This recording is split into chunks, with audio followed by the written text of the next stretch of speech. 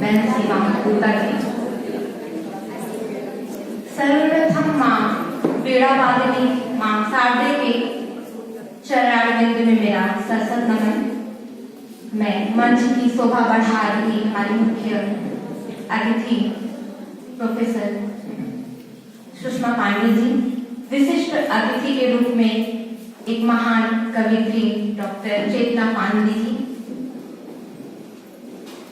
प्रवक्ता बहन स्मिता दास जी, प्राचार्य डॉक्टर चमन राय जी, जिनके मार्गदर्शन में आज हम विद्या मंदिर की इस पावन भूमि पर एक पावन पर्व मना रहे हैं। मैं इस मंच के माध्यम से स्वागत करती हूँ प्रवक्ता श्री निखिल पांडे जी का, प्रवक्ता श्री योगेश्वर उपाध्याय जी का और आप सभी प्रशिक्षुओं का, क्योंकि किसी भी कार्यक्रम की कल्पना हम आपके बिना कर ही नहीं सकते। आज का दिन 8 मार्च अंतर्राष्ट्रीय महिला दिवस। थोड़ा जानने की आवश्यकता है कि आखिर महिला दिवस मनाने की आवश्यकता क्यों पड़ी। बात 1960 की है, जब अमेरिका में 1500 महिलाओं ने एक रैली निकालकर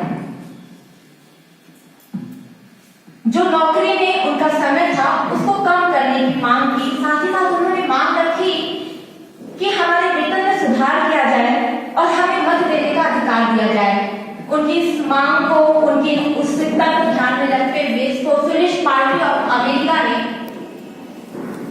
उसकी इस मांग को स्वीकार किया और उसके 1 वर्ष बाद 8 मार्च को महिला दिवस घोषित कर दिया।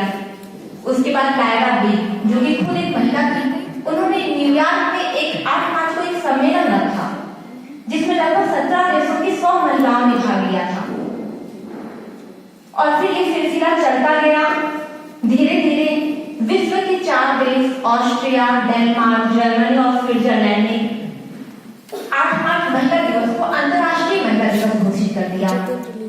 फिर कई वर्षों का समय बीता और धीरे धीरे महिलाओं की स्थिति में सुधार लाने के लिए हर देश ने प्रयास किया और सन 1975 ईस्वी में आधिकारिक रूप से 8 मार्च को अंतर्राष्ट्रीय महिला दिवस के रूप में घोषित कर दिया गया। और उसी का परिणाम है कि भारत एक ऐसे देश के रूप में उभर के सामने आ रहा है जिसने एकाधिकार के क्षेत्र को तोड़ा है। जैसे कि अभी हम हर एक क्षेत्र में आगे ला रहे हैं। जो एक क्षेत्र बाकी था 22 का कर्तव्य दिखाने का, इस बार 26 जनवरी के अवसर पर राजपथ पर ये सबकी 161 महिलाओं ने वो कर्तव्य दिखाकर भी पुरुषों के उस एकाधिकार के क्षेत्र को तोड़ दिया, वो भी किसी भय और संकोच की। एक घटना का जिक्र करना चाहूंगी। एक बार एक महिला से किसी ने उसका परिचय पूछा तो अपना परिचय देती हुई मंच से उस महिला ने कहा, मैं वो मां हूं जिसने अपनी तीसरी बच्ची को मारने का प्रयास किया और उसमें विफल गई। लोगों ने उसकी कहानी जानने की कोशिश की तो उस महिला ने बताया, दिसंबर में मैंने 2 बेटियां मेरी पहले से थी और मैंने तीसरी बच्चे का जन्म एक बेटी के रूप में दिया। तो मेरे पति ने और मेरे परिवार ने कहा, यदि तुम इस बच्ची को मार देती हो तो हम 2 बेटियों के साथ तुम्हें स्वीकार कर लेंगे, अन्यथा तीनों बच्चों के साथ तुम्हें घर छोड़कर चली जाओ। वो महिला डर गई। 2 और बच्चियों के भविष्य का सवाल था तो रात में दिसंबर की ठंड में बिना कपड़े के अपने 2 दिन की बच्ची को उसने आंगन में छोड़ दिया और रात भर चौखट पे बैठकर उस बच्ची के मरने का इंतजार करने लगी। सुबह डरते कांपते सहमते जब उस बच्ची के पास जाती है तो देखती है कि बच्ची का पूरा शरीर नीला पड़ चुका है, लेकिन सांसें अभी भी चल रही हैं। आंखों में आंसू लिए हुए वो अपनी नन्ही सी बच्ची को गोद में उठाती है और फिर सोचती है कि मेरी 2 दिन की बच्ची पूरी रात ठंड से, जिंदगी के लिए मौत से जूझ सकती है, तो मैं अपने पति और परिवार से क्यों नहीं लड़ सकती। और इस घटना ने उस महिला के अंदर शक्ति का संचार किया और उस महिला ने अपनी तीनों बच्चियों को लेकर घर छोड़ दिया, मेहनत करती है, अपने बच्चों को पढ़ाती है। और इस बात को खुले दिल से उस मंच से उस महिला ने स्वीकार किया। यह कहानी बताने का आशय सिर्फ इतना है, यह समय कलयुग का है। आज अगर कोई स्त्री ये सोचती है कि सामने से कोई कृष्ण उठकर आएगा और हमारी रक्षा करेगा, तो आज के युग में ऐसा संभव नहीं है। हमें अपने अंदर ही अपने विचारों को कृष्ण के रूप में उपजाना है, ताकि हम स्वयं हमारी रक्षा कर सके।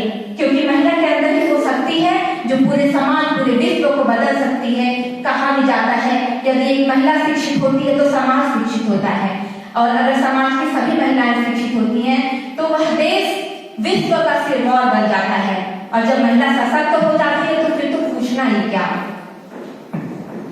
महिलाएं प्रेम की सर्वोच्चता को सिद्ध करते हुए कभी राधा और मीरा बनती हैं, तो कभी अंतरिक्ष में उड़ान भरती सुनीता विलियम और कल्पना चावला, कभी मातृभूमि के लिए न्यौछावर हो जाने वाली झांसी की रानी बनती हैं, तो कभी प्रबंधन के क्षेत्र में अपने आप को साबित करते हुई सावित्री जिंदल, कभी मिर्जागंज देश का गौरव बढ़ाती है, तो कभी खेल के मैदान पर सानिया मिर्जा और साइना नेहवाल अपने देश का परचम लहराती हैं। ये वो महिलाएं हैं जिन्होंने देश को सदा ही आगे रखा है।